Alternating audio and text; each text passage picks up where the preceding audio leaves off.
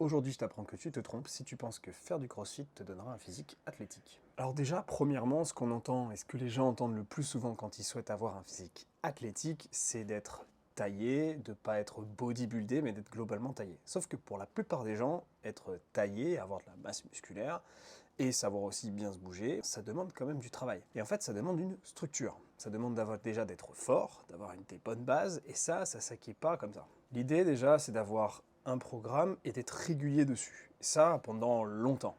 Parce que pour acquérir ces bases-là, ça ne vient pas du jour au lendemain. Et malheureusement, ça va demander un travail de fond. À partir de ce moment-là, lorsque vous avez votre base, un programme, que vous allez pouvoir travailler dessus, revenir régulièrement sur les exercices en question, sur lesquels vous allez progresser, vous allez pouvoir établir de la surcharge progressive. En soi, c'est la même chose que ce qu'on voit en musculation. La surcharge progressive, ça reste nécessaire pour construire plus de masse et pour aussi acquérir plus de force. Troisième élément auquel on va penser, c'est la répartition entre votre travail de force muscu renfo et le travail de cardio. Il va falloir que ça soit un peu mieux réparti pour limiter les effets d'interférence qui sont encore plus gênants lorsqu'on débute. Bien sûr, il y a de la saisonnalité, il faut changer parfois dans l'année, mais globalement, il faut le retenir.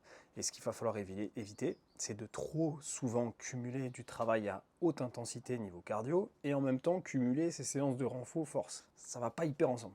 Par exemple, petit conseil, si tu veux travailler ton endurance musculaire et une plus petite zone de cardio sur le vélo, par exemple, ça se matche super bien avec une séance de muscu renfo. Quatrième élément, et comme souvent, c'est d'avoir un volume suffisant, c'est-à-dire d'avoir un niveau de recrutement suffisant pour les groupes musculaires en question qu'on souhaite développer. Par exemple, aller chercher sur ses quadriceps au moins 10-12 séries par semaine de recrutement. Si tu veux appliquer ça rapidement, voici un petit conseil immédiat. C'est d'avoir au moins 2 jours dans la semaine qui sont dédiés avec 3 exercices minimum de renfo, travail de force, travail de muscu, sur lesquels tu vas pouvoir progresser et du coup tu pourras changer. Et si tu as besoin d'une structure pour changer tout ça, si tu veux, reste connecté, on en parle bientôt.